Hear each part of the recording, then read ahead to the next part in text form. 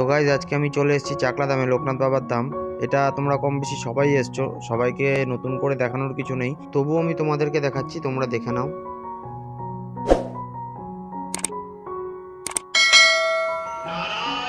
তো আমি এখন মন্দির প্রাঙ্গণে রয়েছি। তো ভিতরে পুজো হচ্ছে, ঠাকুরের বাবা লোকনাথের পুজো হচ্ছে, তোমরা শুনতে পাচ্ছ। আমি নাট মন্দিরের সামনে দাঁড়িয়ে আছি।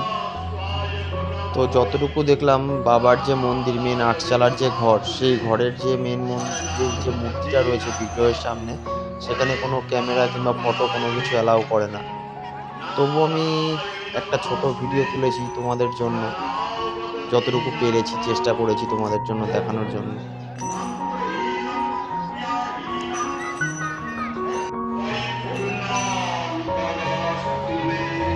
এখানে নন্দী মহারাজ বসে আছে। নন্দী মহারাজ দুদিকে দুটো আছে। তো নন্দী মহারাজ দুটোকে দেখতে কিন্তু খুবই অসাধারণ। এই যে ওদিকে আরেকটা দেখা যাচ্ছে। চলো নাট মন্দিরে প্রবেশ করা যাক।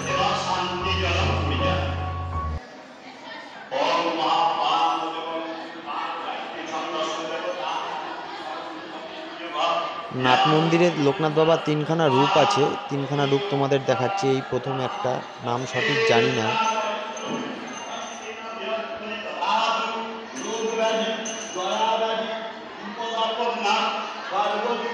এটা হচ্ছে আমাদের লোকনাথ বাবা। যখন আমরা চাকলা ধামে জল ঢালতে আসি, তখন এই মূর্তিটার ওপরই আমরা জল ঢালি।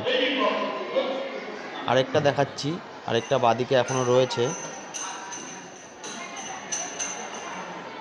এই বিগ্রহটার নামটাও সঠিক জানা নেই আমার, তোমরা জানলে অবশ্যই কমেন্ট করে জানিও।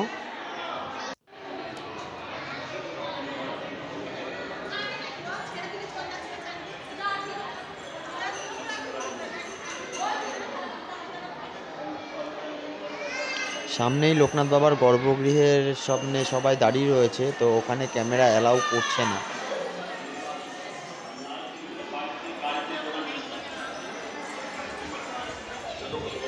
মন্দিরটা খুব অসাধারণ দেখতে, যা ভাষায় প্রকাশ করা যায় না।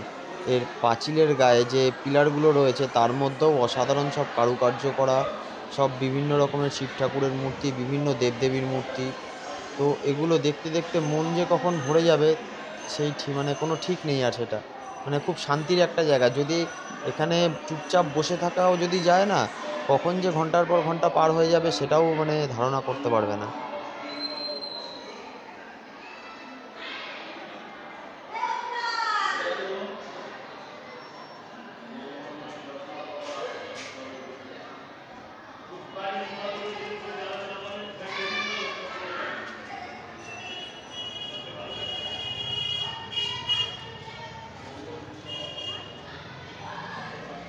যতটুকু দেখে মনে হচ্ছে সব শিব ঠাকুরেরই, কিন্তু এগুলো শিব ঠাকুর আছে, যে শিব ঠাকুরের এত রূপ যদিও হয়ে থাকে, সেগুলো কিন্তু আমাদের কারোরই জানা নেই।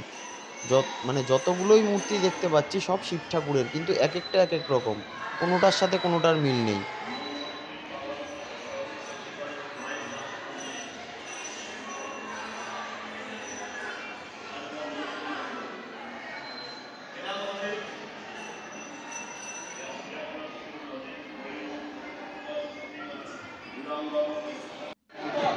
তো এটাই হচ্ছে বাবার মেন গর্ভগৃহ। ওই যে দেখা যাচ্ছে বাবার মূর্তিটা। অনেক রিকোয়েস্ট করার পর আমাকে তুলতে দিল, কিন্তু কাউকে তুলতে দিচ্ছিল না। আমি অনেক রিকোয়েস্ট করলাম, রিকোয়েস্ট করে তারপরে তুলতে দিয়েছে। তো এখন আমরা যাচ্ছি লোকনাথ বাবার ভোগ খাওয়ার জন্য। তো আমরা ভোগের টিকিট কেটে নিয়েছিলাম 30 টাকা করে। খিচুড়ি ভোগ, আরও অনেক রকমের ভোগ আছে, ওই রাজভোগ, তারপরে পোলাও ভোগ, এরকম অনেক আছে। তো আমাদের খিচুড়ি খাওয়ার ইচ্ছে হয়েছিল, খিচুড়ি ভোগটা খাবো। তো খিচুড়ি ভোগটা খাওয়ার উদ্দেশ্যে এখন যাচ্ছি। তো সেই আমাদের বাবা লোকনাথ বাবার ধামের জিগজ্যাগ রোড, যেটা আমরা জানি, সেই জিগজ্যাগ রোড এখানে পার্মানেন্টলি করা আছে। যারা জল ঢালতে যাও কিংবা যারা এসছো, তারা তো চাকলার সময় দেখেছোই যে কিরকম বাঁশ দিয়ে জিগজ্যাগ বানানো হয়। এখানে সেটা এখন পার্মানেন্টলি স্টিল দিয়ে করা, পুরো লোহার জিগজ্যাগ রোড।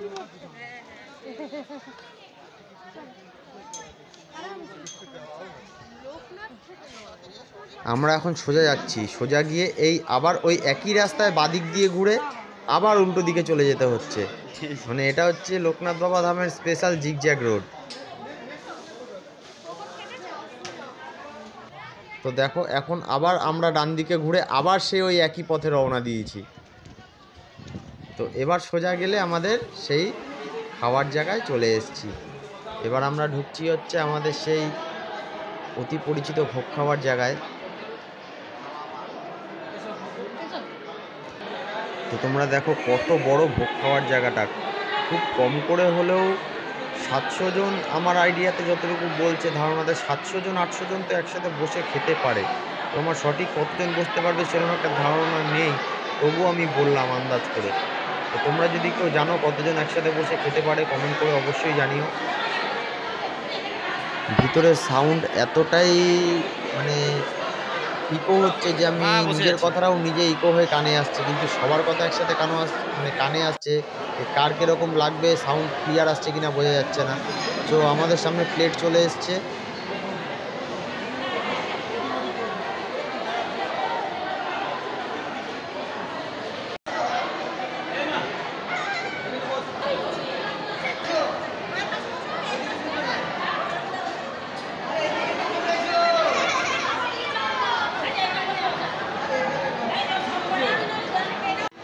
তো আমাদের ওই যে খিচুড়ি ভোগ চলে আসছে, গাড়ি করে টেনে টেনে নিয়ে আসছে, সবাইকে দিতে দিতে আসছে খিচুড়ি, আলুর দম, বাবার ভোগ।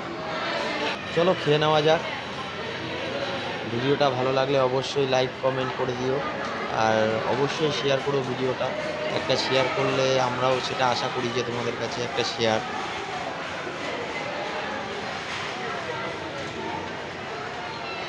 আলু দিও মেয়েটার জন্য, আলু করে